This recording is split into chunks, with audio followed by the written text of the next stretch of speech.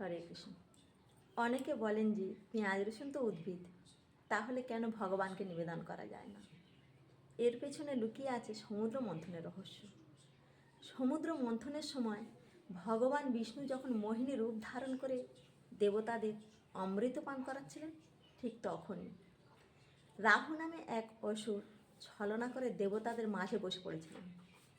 কিন্তু সূর্যদেব আর চন্দ্রদেব চিনে ফেলে। সঙ্গে সঙ্গে ভগবান বিষ্ণু তার সুদর্শন চক্র দিয়ে মাথা কেটে ফেলে, কিন্তু ততক্ষণে সেই অমৃত তার গলা দিয়ে নেমে যায়, অর্থাৎ গিলে ফেলে।